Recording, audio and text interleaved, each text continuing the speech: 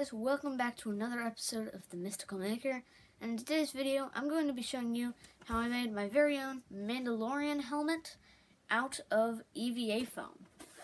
This is my first ever project with EVA foam. I know it looks really bad because there's no visor in it, but trust me, if I added one, it would look a lot better. So yeah, this is my first ever project with EVA foam. So let's see how it turns out. Also, this video I'm going to be introducing a new thing, and I'm going to see how long it lasts. I'm going to be adding some behind the scenes or smaller projects that are too small to make into videos, but I still want to show you guys, so I'm just going to be adding some of those into each video hopefully, and I'll see how that works out. Also, comment down below if you want to see more of these smaller projects. With that, let's get into it. So the foam that I'm using is a 1/4 of an inch foam. It's not that thick, but I felt that it was a good thickness, and it's what I found at the craft store that I went to. So basically, I'm using the same templates that I used for my Boba Fett helmet. I'm not using the dome because I threw that away because you don't ever use dome templates. At least I don't, because I always have some method in mind. I had to slightly alter the cheeks because it's a 3-piece, unlike Boba Fett's, which is 2. And then for the glue, I'm obviously just using contact cement. And the main piece of the helmet is 2 pieces, and I had to trim it down so that the helmet could fit me a bit more closely. This is my first dome attempt, which turned out looking like trash, so I kind of gave up on this method of a dome. And then I did the vent pieces, which I think looks pretty good. This is using some 1mm foam, so really thin. And then I got a piece of cardboard, or just from a rough circle, and then started working on the dome with the piece of cardboard as some supports. So I'm doing basically the same thing that I do with a cardboard helmet, just without any darts.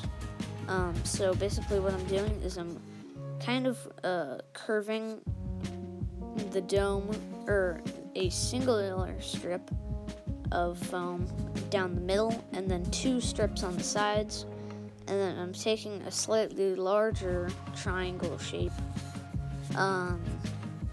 and with that larger piece of triangle, I'm tracing it out, and over time I'll eventually figure out how or where the edges are, and then I'll use my knee or my contact cement jar to kind of form the piece into a more curved shape so that it can fill in. Now I am doing the earpieces. For these, I had to pull out a new blade for my knife because it was so dull and it wouldn't work for the bevels. And I also used a Dremel later on to clean them up and get a much better angle. I finished the dome off and started working on the strip. Now with that said, let's go check in with me for a little intermission project. Hey guys, so here's that little intermission I was talking about earlier in the video.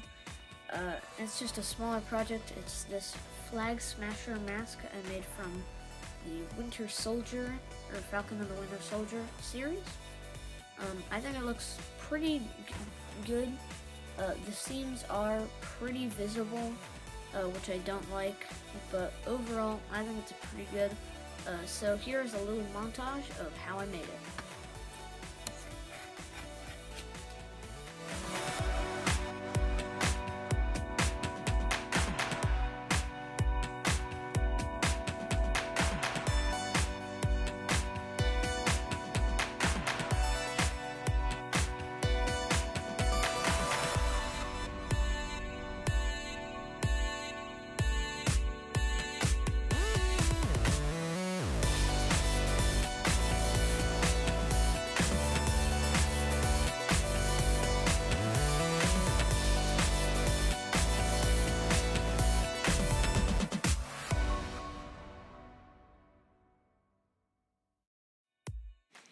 So basically what I did off camera was I sealed the foam with just a type of Mod Podge that I found at the craft store, and it worked quite well to get rid of some of my seams. I used a Dremel to add some scars or battle damage, I guess,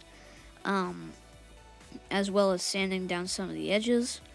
And of course I painted it silver after sealing it, and I had to use 2 coats of paint just because I had one on top of the sealer and one underneath it so that I could see where the sealer was going, because it's white.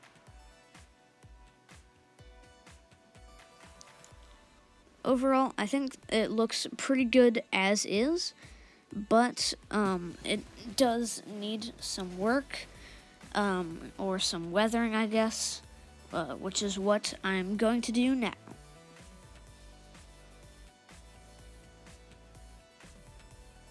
So I'm using the same thing that I used on my dome to hold the paint, and first I mixed up some dark brown as well as a cup full of some black wash, which is 1 part black paint and 1 part and